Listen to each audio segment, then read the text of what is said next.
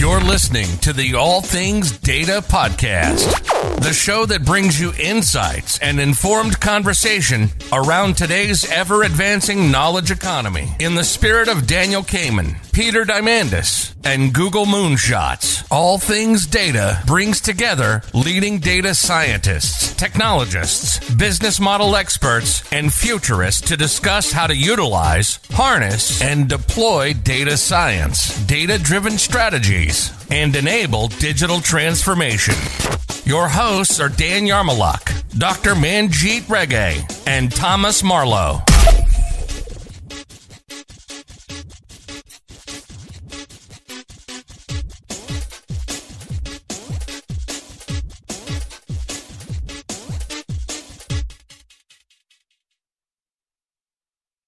Hi, everybody. Welcome back to the All Things Data podcast.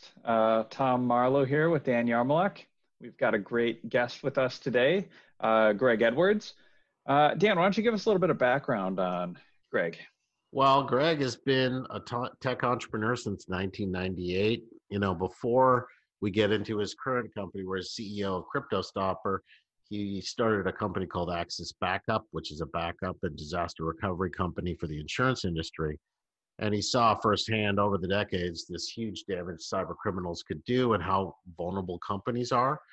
And right now, CryptoStopper provides ransomware protection by automatically detecting and stopping actively running ransomware attacks. They're the world's first digital security product after 100% ransomware protection. So we have the CEO today, Greg Edwards. Greg, welcome. Thanks for having me. Hey, Greg. So I think, maybe the first question, especially these days, that comes out in these types of discussions is, how is your business going? Have you been impacted at all by the prevalence of remote work? So absolutely. I mean, the pandemic really leveled the playing field for us. At first, we went into survival mode, not knowing exactly what was going to happen back in March. Sure. But then the tool that we developed specifically stops ransomware, and ransomware has been rampant this year. So I hate saying this out loud, but from a business standpoint, the pandemic really has helped our business to ramp. I mean, unfortunately, as bad as that sounds, that's the case. From a remote work standpoint, we as a company were established as a remote work environment. So we started the pandemic already working from home. So that transition really was not difficult for us. I mean, there's been some certain difficulties where, you just can't get together in person. Sure. And that poses some problems. But from a standpoint, we do a weekly all hands update meeting where everyone's on the call and, just talk through what's happening in the company. And then we use Teams and Zoom and have, so we were already doing the video calls like nonstop. I mean, it's gotten more intense. I think yesterday I had 8.5 hours of Zoom, Teams, or Tell Google me about Meet it. calls. So, they're like back to back. yeah, just nonstop. And today's light. It's only like 4 hours. So. I used to complain about when I worked in the office environment, the folks that would just pop by while you're in the middle of something. But I don't know. These days, sometimes it almost feels worse when it's like video call after video call after video call getting thrown on the calendar. Yeah, I thought, early on thought that maybe we would be more productive from that standpoint. I'm thinking not at this point. I mean, it'll be interesting, the data that comes out about that and whether we're more or less productive. But I'm not seeing more productive at this point. More meetings. So, Greg, it looks like from the headlines that, not just the distributed environment, not just the cyber crime in general. I mean, there is a convergence here, right, with a rise of attacks on hospitals and healthcare organizations? Yeah, so the the healthcare organizations being attacked, I really think that these cyber criminals are sinking to a new low there. I mean, they're attacking, in my opinion, I haven't seen any official reports or reporting on this, but in my opinion, they're attacking the hospitals and healthcare services businesses specifically because of COVID. And they know that they're already overworked and understaffed, and they think that they'll get paid faster, which may or may not be true because of COVID. And that, I mean, it's horrible. I mean, early on there were several cyber criminal organization groups that came out and said we won't run ransomware attacks during the pandemic. I didn't see any evidence that that was ever true. And then the FBI actually issued a warning specifically to healthcare providers that there is increased activity. And I've talked personally to several healthcare organizations that have been taken down by ransomware. So yeah, it's really it's sick. ugly. Yeah, and my wife is a nurse. She works at one of the hospitals out here, and they're having a hard enough time just getting things by, and to throw that on top, and then it's people's lives on the line, which is really sad.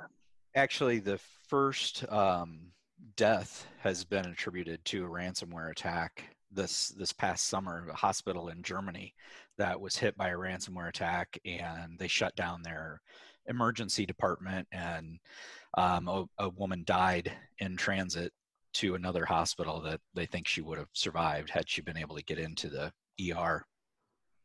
Yeah, that's unbelievable. So the level of sophistication, not just the opportunism, right, to hit this, but we're seeing that data published at these, research firms, genomics firms, mapping the genome, all these research institutions that are helping facilitate the vaccine or other, right, are also targeted. So the first thing that comes to my mind as a non-cybersecurity expert is the sophistication and how smart they are into the landscape, not just like technical flaws, right? But where does the market bear opportunity for this? Yeah, and that's really what's driving this. I mean, it's all about the money. These cyber criminals are making billions of dollars a year, and I'm often asked, well, why don't these guys use their powers for good? And the brutal and honest answer is that they can make a hell of a lot more money running ransomware and attacking people than they can being on the good side of it. So this is not an advertisement for going into that line of business. It absolutely not. Absolutely not. I mean, Greg, is it kind of easy money, theoretically speaking, when you're looking at what it is in the landscape of things? Yeah, it is. It is very easy money. And what the really sophisticated ransomware purveyors have done is created a model, just like software as a service. They've created ransomware as a service, so that it's so you can be a completely non-technical, or at least not that technical of a cyber criminal, and go and just basically rent the ransomware, and then you send that out in whatever attack vector works best for you, but you've got all the back end of the ransomware and the payment system and all of that built for you, all leveraged in a cloud and mobile environment, huh? So, absolutely. That makes me think that it's not particularly super highly technical, high-level hacking that's involved here, or that it's more taking advantage of maybe people's, like human tendencies. So it's all of that. Okay. Again, unfortunately, I mean, you've got those low-level attacks that are just opportunistic and shotgun type attacks, and then you've got the very sophisticated, targeted attacks that are happening. So it's it's both ends of the spectrum. And again, it's all driven by the billions of dollars that they're making. So when you mention this, like ransomware as a service, and I know there's a little bit of like humor in that, but I wonder if is part of it that it allows the, I guess, the service providers, so to speak, to be able to leverage kind of the local boots on the ground that have a little bit more knowledge of the target that they're going after, to be able to get that piece of information that helps with an infiltration. Yep, that's exactly it. I mean, they created the model of the ransomware system, but then and they can, send that out and infect people, but it's much more effective to have hundreds or thousands of other cyber criminals going and attacking the surfaces that they already know and know Sure. how to get into. They know where there might be money. They might know who might be more willing to pay. Right. They know the ways in, that Exactly. type of stuff.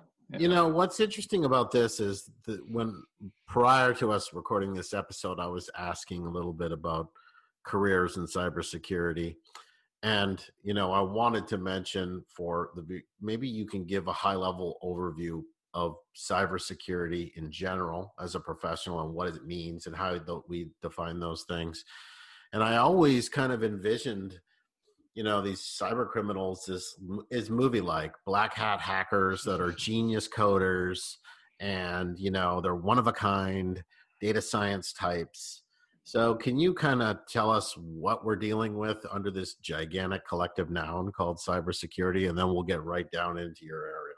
Sure. So from a cybersecurity, from like a cybersecurity professional, which there's a huge shortage of right now. So I definitely would encourage people to go into the profession.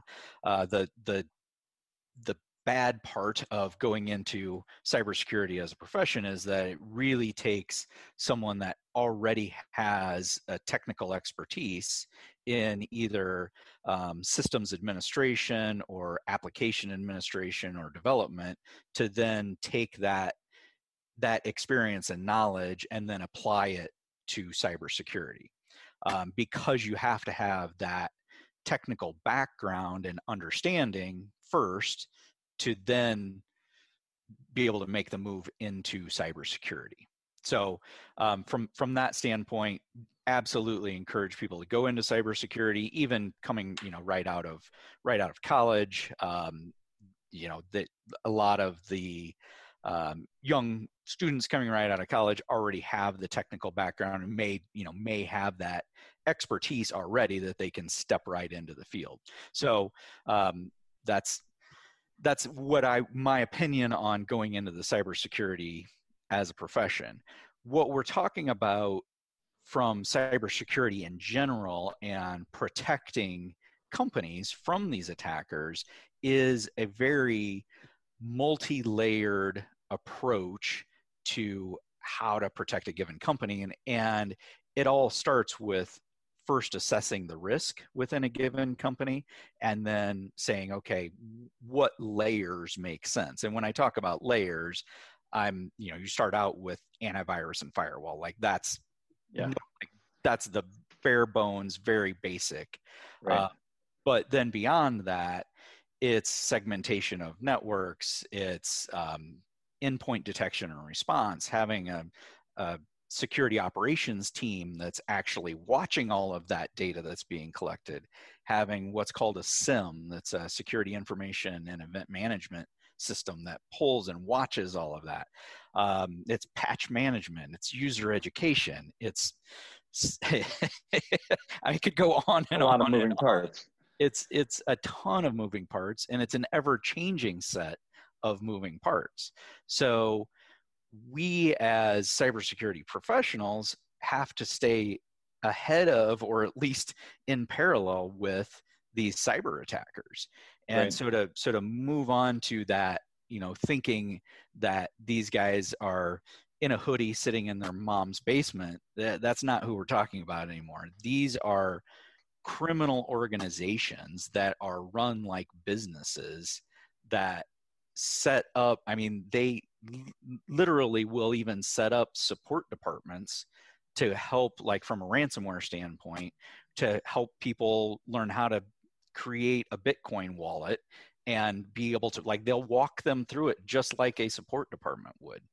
So they are very sophisticated, not necessarily just an individual. I mean, sometimes it is, but the more successful ransomware purveyors are criminal organizations that are run like businesses. That's interesting. And it's got to keep the field, like you're saying, that struggle to continue to stay at least in parallel with the work that's going on the nefarious side of it is, I mean, it's got to be constant. Yeah, well, and really what we do is think like hackers.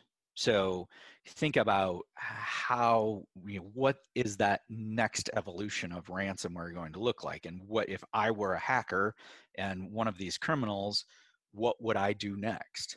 Sure. One of the things that I forecast several years ago is that they would start exfiltrating data in addition to encrypting the data on site. And that's started happening now started happening about 18 months ago and has really started ramping up more, where these ransomware attacks will not only encrypt the data locally, but they also exfiltrate and take that data off site so that they can ransom the company in multiple ways and say, Right. you either pay us, we got you locked up. If you can recover, great, go ahead. But then we're going to release all of your data if you don't pay us. Right. Yeah, so it's a double-headed threat. It's not just getting their information back so that they can operate, but rather sell it to competitors or just releasing the data from a reputational standpoint is not something that any organization wants to go through. Right. Right. Yeah, and I've got to imagine that at a certain point, it's nearly impossible to stay ahead. And so, yeah, I mean, I feel like I've probably painted a very bleak picture, and that it's not impossible to stay ahead. I mean, it takes just some very foundational components that companies need to do.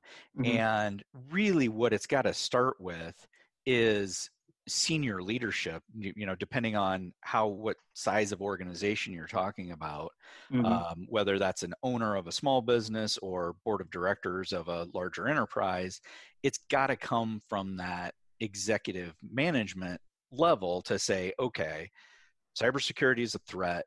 We're going to take this seriously. We're going to put the budget in place to be able to do the things that we need to do.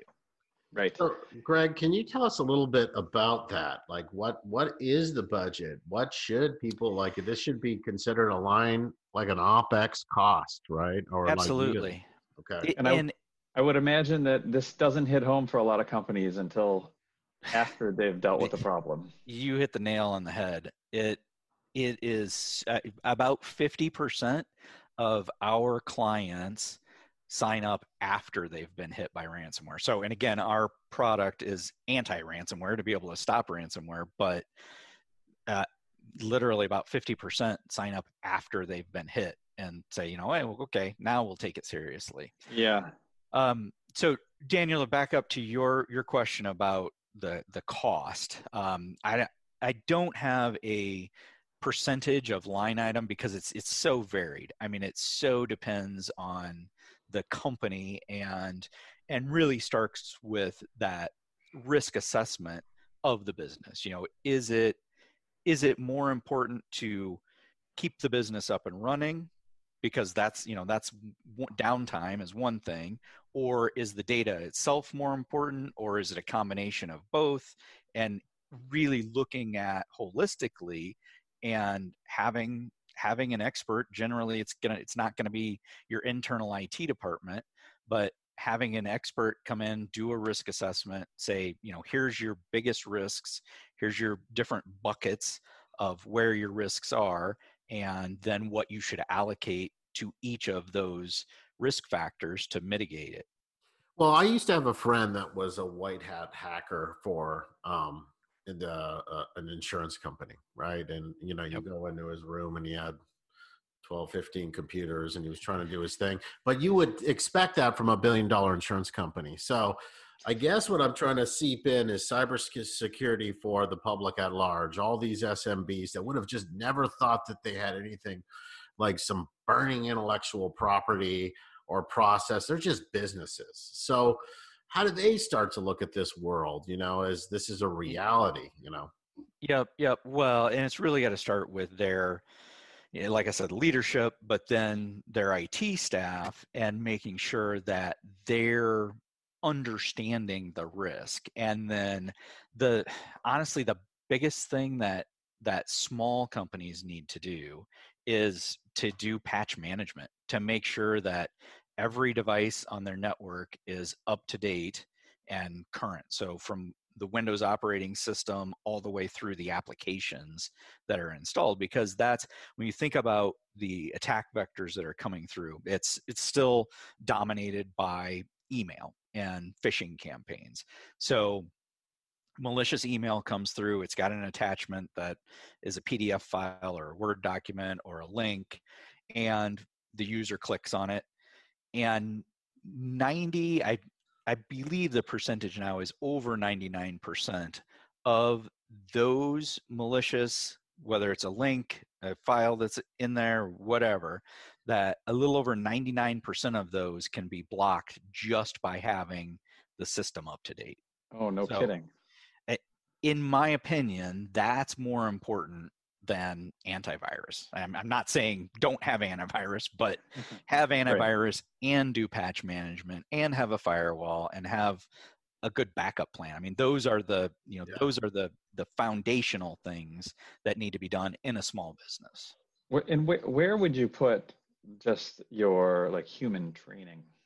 So human training is important.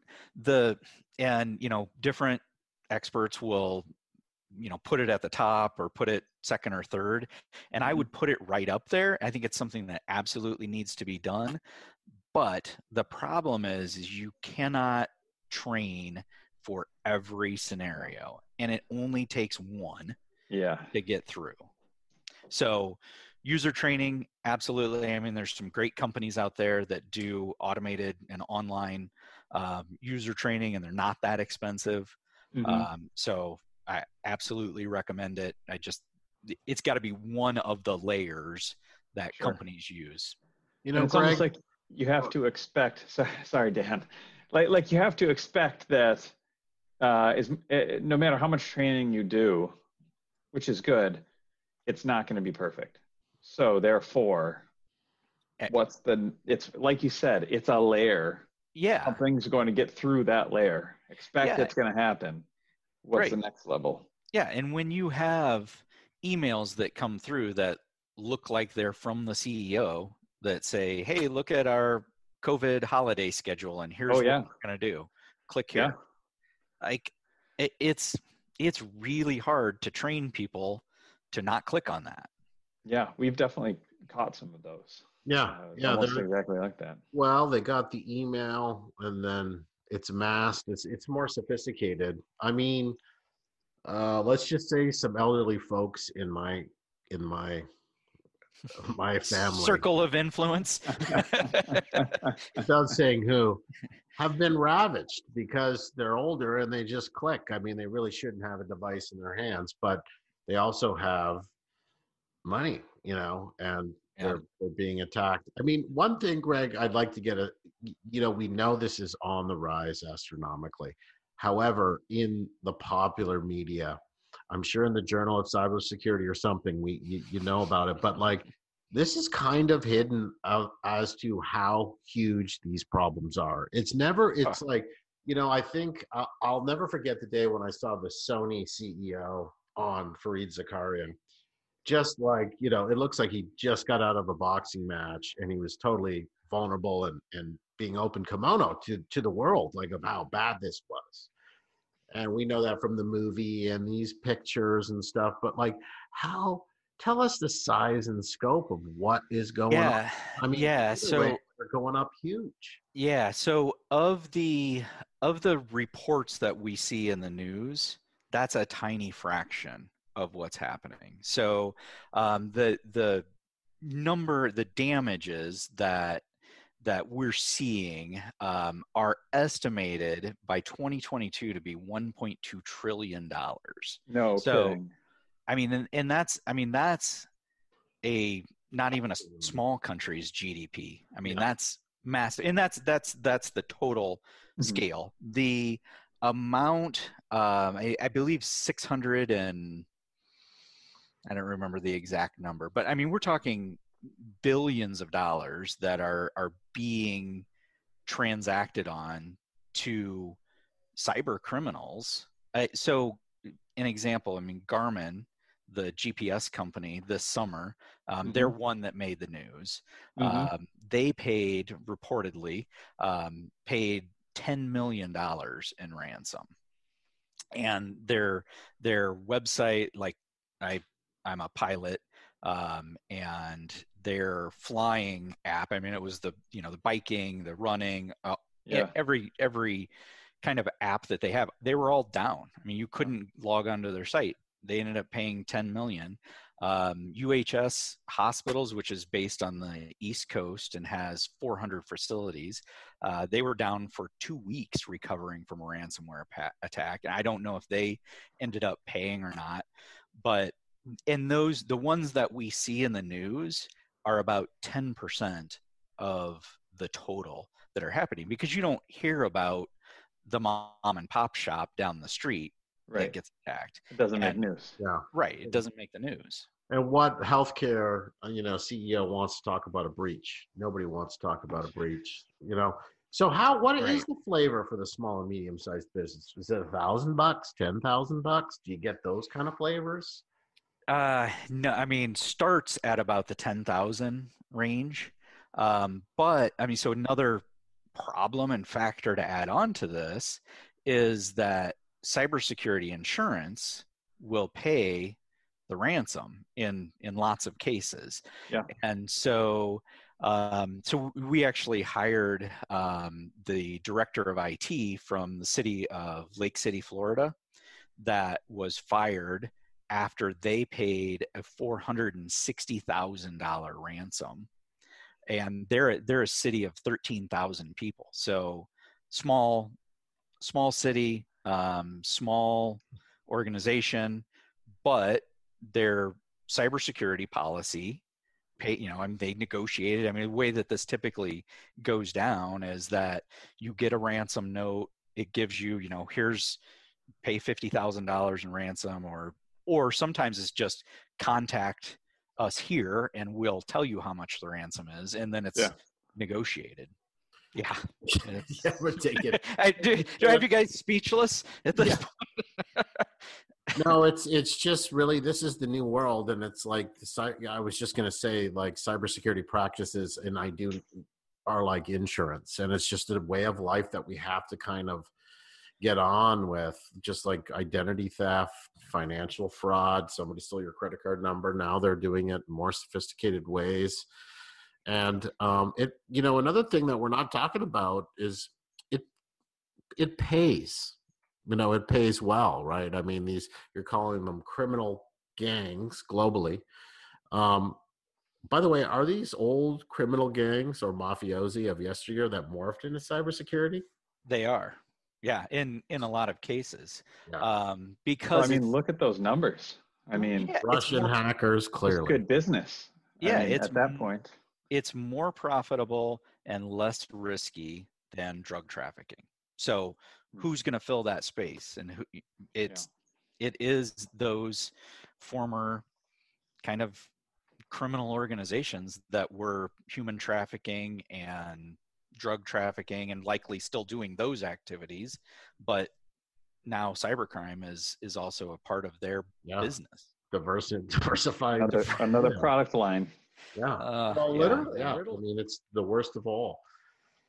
So do you have any, so 1.2 trillion, that is the same as the add to GDP if we have 400 billion devices connected to industrial IoT, which is my specialty, 1.2 trillion by 20. So cyber criminal estimation, the gains that we can get from a connected enterprise globally. Oh, wow. I mean, we just don't really grasp the size of a trillion. I mean, so why is it that you think we just don't know about it? I mean, just because people are embarrassed and they don't is this every other shop kind of hit or every 10? So it's in the neighborhood of 50% of businesses that have been hit in some way by, it may have not been a major impact, but I mean, every business is being attacked every day. So it's not a matter of, oh, are we being attacked or not? Yes, you are being attacked. It's just, did they find a way through or not? Right. Yeah, that's a totally different way of looking at it. I've never looked at it like that, but it makes total sense. You know, if your patch management's up to date, like you said, Greg, so it kind of it repels it, but we're being right. That puts things into perspective, because think about it like your house, right? Or your apartment or your condo or wherever you live, right? You're sitting in your house, and effectively somebody is always trying to enter your house. Yep. And right? And depending on your level of cybersecurity sophistication, are you leaving the front door wide open? Right. Or do you have locks and security cameras and taking that threat seriously? Right, exactly.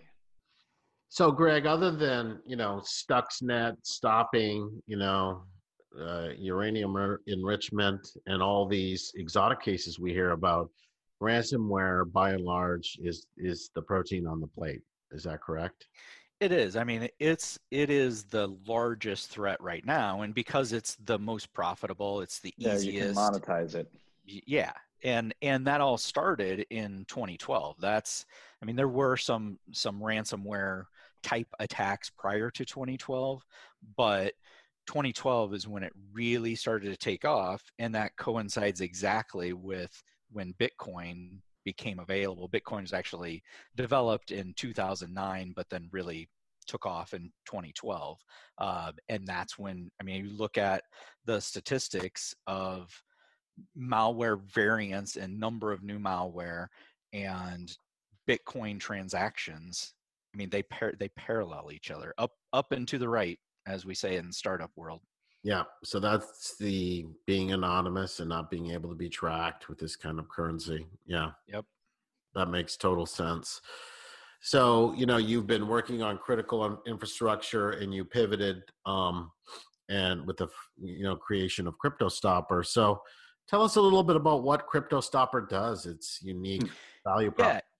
Yeah. So the reason that I created CryptoStopper was because, and I can't say that I created it myself. My team created it. But the reason that we created it was because that we were seeing in my offsite backup and disaster recovery company, we were seeing those ransomware attacks starting in 2012. And every client that we recovered, which became a bigger problem than natural disasters, recovering from ransomware attacks. Sure. What we were seeing is that, yes, they had firewalls, yes, they had antivirus, it was up to date, and they were still getting hit.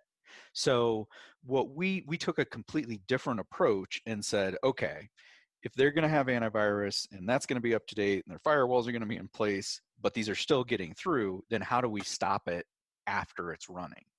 And so we built a system of bait files to watch that ransomware activity, and every ransomware attack has the same thing in common. They encrypt files.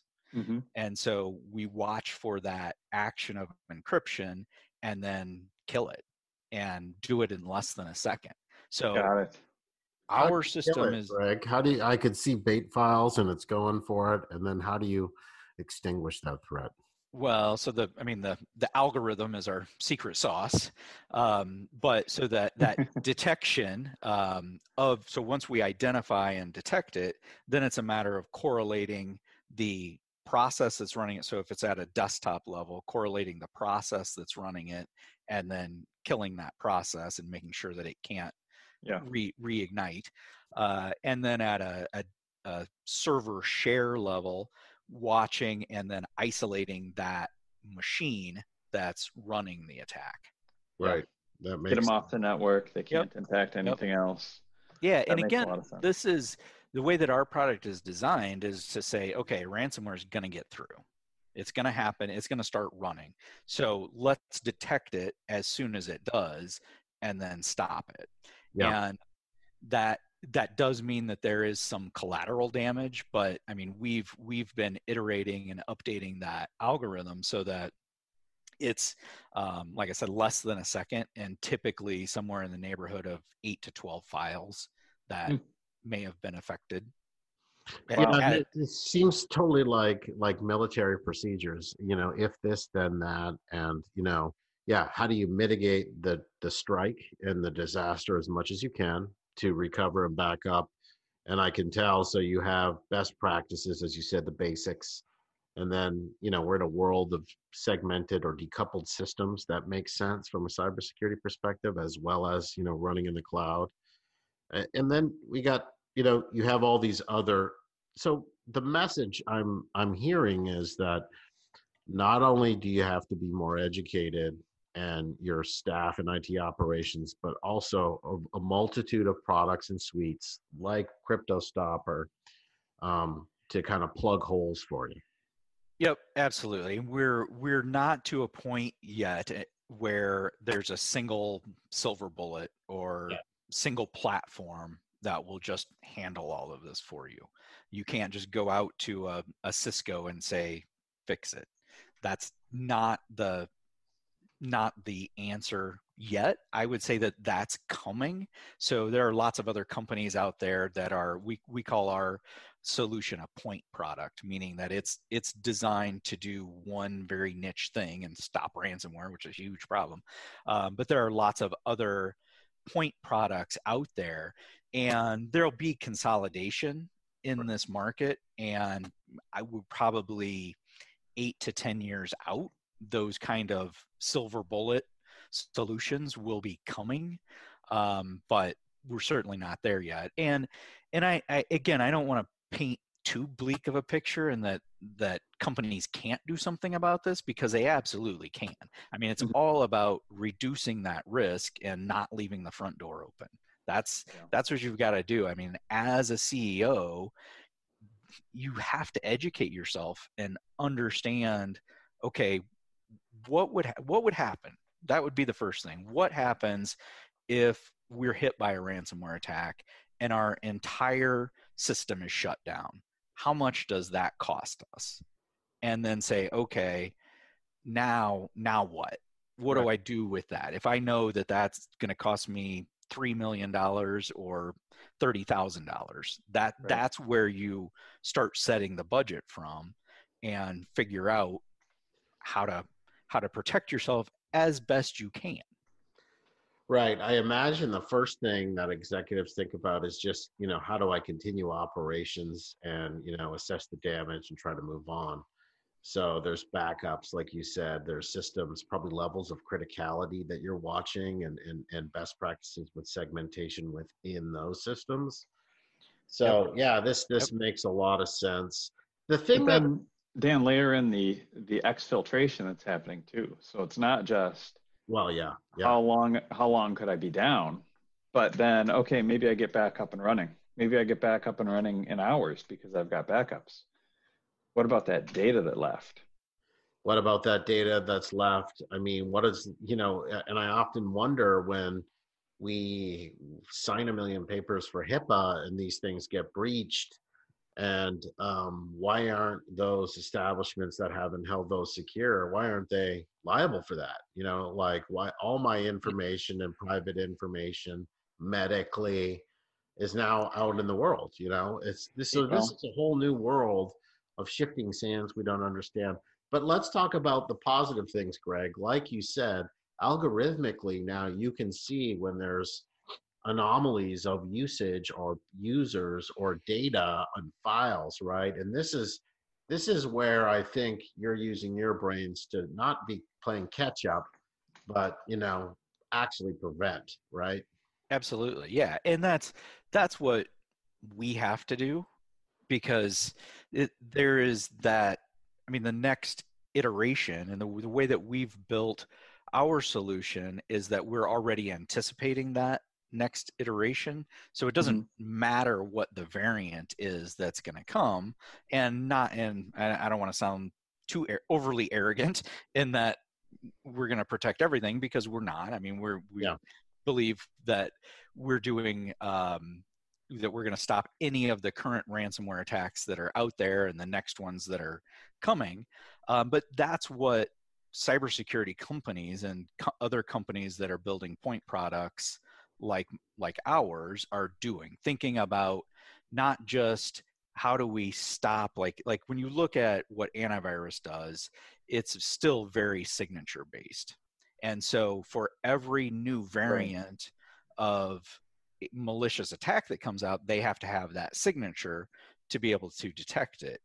And it's really on the algorithmic and the heuristic sides of where we fix this problem, and not signature based solutions. And right. how do you see the development of that? Because machine learning algorithms, it's tough. I mean, it's human designing, parameter Yep. tuning. So you see some headway, you optimistic? Yeah, I'm very optimistic. I mean, because that behavior is all able to be ingested. So normal behavior on a network can be analyzed, and you can say, okay, here's what happens. And it's not normal for terabytes of data to be being sent off site, or even hundreds of megabytes of data to be being transferred off site. So all of those things can be analyzed, and it's really, analysis is the first side of it, understanding what's normal and then what's anomalous, and then what do you do about it, and taking that action. Like I know you guys are in the IoT field, and so you could theoretically set up your network so all the IoT devices are segmented on one network. And then a system, like one thing that we're doing now is building an API to be able to disconnect segments of a network automatically. Sure. Yeah. And so those are the kinds of things that need to be happening and are happening. And like you said, it's got to be a very military approach of, we know there's going to be damage. How do we limit that amount of damage and then recover from it as quickly as we can? And react, right? Yeah. You mentioned the algorithms around kind of picking up on these things.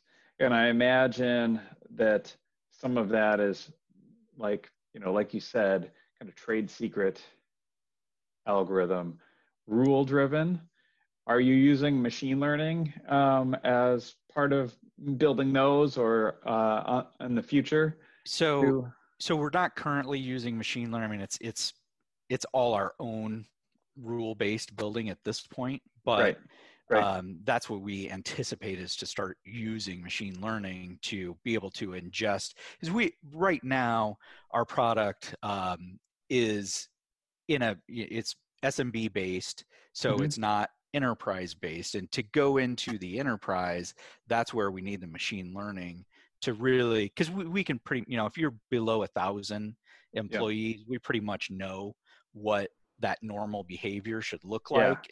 So that's pretty easy. A rule-based expert system does a pretty good job at that, because that's where your expertise comes in. You've laid it into the algorithm. Right. Yeah. Right. And it's when you get above that, really getting above 10,000 endpoints, where you need that machine learning to establish a baseline of what the network looks like and what's normal behavior, and then how do you react to anomalous behavior without taking the entire system down and causing, having the system that's supposed to protect you cause more damage than right. Yeah, a few more variables. Yeah. I mean, the thing is the data is accelerating drastically too.